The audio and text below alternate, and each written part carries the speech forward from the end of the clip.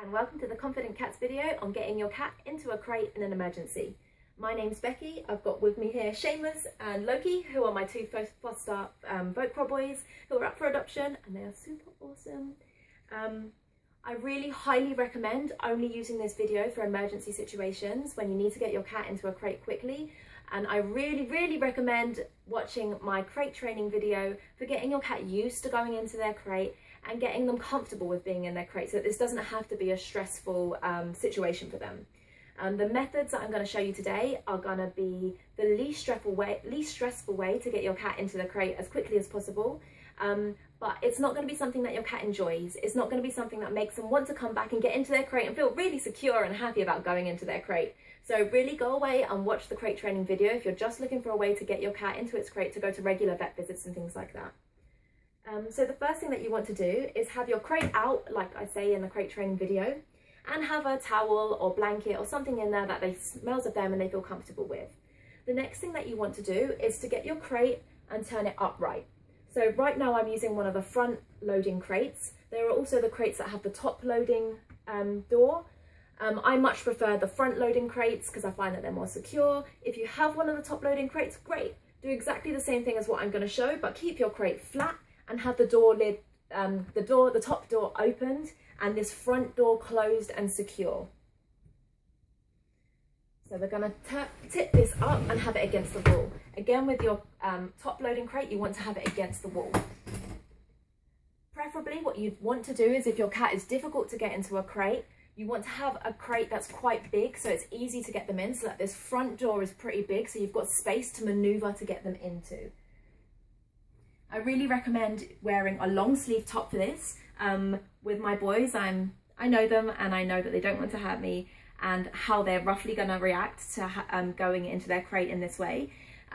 But if you're not sure how your cat's going to react, it's better to be safe than sorry and keep long sleeves on so that your arms are protected. If you have two people for this, that's great. It's going to make it easier, but it's completely possible to do this with just one person, and I'll show you doing it with just one person so that you know it's possible. If you have a cat that when you pick them up, they kind of flail their arms around and they do the windmill to try and get away, you want to keep your box just against one wall. If your cat's more the type that they kind of freeze a bit and stay still when they're scared and nervous, then you can also put the crate into a corner position, and that way it's more secure and you can keep it in position a lot better. I'm going to show you against the wall so that it's easy, so that you can see the most difficult way to do this. I'll kind of run through what we're going to do without having the cat in hand so that none of my boys get scared unnecessarily. So what you're going to do when you have your cat, first of all, you're going to go up to them and approach them calmly as you can be in this emergency situation. So you want to go up to them and touch them. Give them a couple of strokes so that they know that you're coming and you're friendly and you're loving.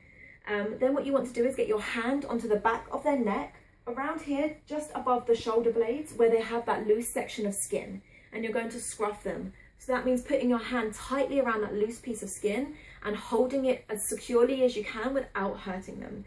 Then you're going to scoop your hand round underneath their bum and pick them up so that you've got their weight in your hand that isn't around their scruff, so you've securely got them, and that your hand around the scruff is firm and in position and that they can't pull themselves or wriggle free from that.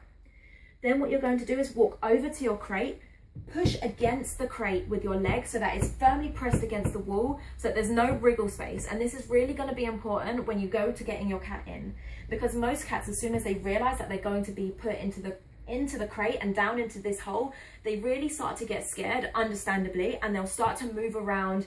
And that's this area, this bit here, is the first most likely time that they'll get away. The second most likely time that they'll get away is once you've put them into the crate, feet first, bum first down, you've taken your hand out, that's holding onto their bum and taking the weight, and you've still got your other hand in that's secure around their scruff. You want to take your hand that's free, that was around their bum, and close the door as much as you can with your hand still in. Remember not to slam this closed on your arm. I've done it before and it hurts, so try not to do that. Just keep your hand firmly around their scruff. If you've got the opportunity to let them calm down and you think your cat will calm down with your hand on them in the cage, then do that. If you think that they're not likely to calm down, let go of them, bring your arm up and you want to keep the space as small as possible while shutting the door. It's really important that you keep one hand on the kennel door at all times so that you've got some weight on there. That's not too much weight that's going to crush your arm, but that's enough weight that you know that your cat can't push up against the door and force their way out. You then want to, of course, really securely fasten your door before you tip it back down, and then you're going to get a blanket straight away and cover the box over to try and calm your cat down as much as possible while they're in the box, because by this point they're going to be pretty scared. So we'll tip this back up, ready to demonstrate. You want to help? Do you want to help? Hey, my little Shay. So with Seamus, I'll go up to him, I'll stroke him a few times, I'll get my hand around his scruff like this, I'll pick him up by his bum, I'll drop him straight down, butt first into the carrier. I'll keep my hand on him because he knows me and I know that he appreciates the love. And then I'll take my hand out and shut the door, securely closing the latch before I tip it down slowly. And if you've seen my crate training video, you'll know that Seamus is absolutely fine with going in his box. Right now he's trying to dig his way out because of the method that he's been put in has scared him and made him very uncomfortable. So you want to take your blanket that you've got ready and prepared and cover that box up straight away so that your kitty is in darkness and starts to calm down, and then off you go to wherever you're going. So I'll show you this one more time with Loki so you can see if they react any different and how much wriggling you might expect. I'm sorry, buddy. I'm sorry. That's a good boy. I know. That wasn't a nice way for you to go in your crate, was it? So we're going to do exactly the same steps, but with Loki this time. Loki buggy. Loki buggy. So with Loki, I'm going to stroke him a few times, get that skin around his back, around his scruff, pick him up from his bum. I'm keeping him face forward so that all his claws and his mouth are facing away from me, which makes me a lot safer. I've got my arm all around him, so I'm holding him securely, and I've got his weight completely supported by me. And then I'm going to drop him down bum first into his kennel, let go of him, shut the kennel door, securely fasten it, put it down onto the floor, cover it straight with a blanket, and then off you go.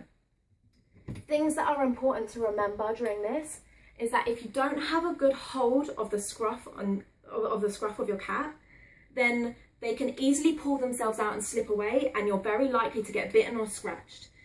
If you have a good hold on their scruff and you've securely got them, they're very unlikely to do this because they kind of feel immobilized when you've got that hold of that scruff in a good position. So you really want to get hold of that scruff and do this exercise as quickly as possible to get them in and get off to wherever you're going. And then when you've got back from wherever you're going, say it's the vets and you've had to take them quickly, you then want to start doing the crate training video so that you never have to do this method again, because it's scary, and so you really want to work towards building this into a positive thing where they don't need to be scared of their crate. So thank you very much for watching. Loki and Shay say thanks, and please watch the crate training video. We hope you get on well with getting your cat into a crate, and good luck.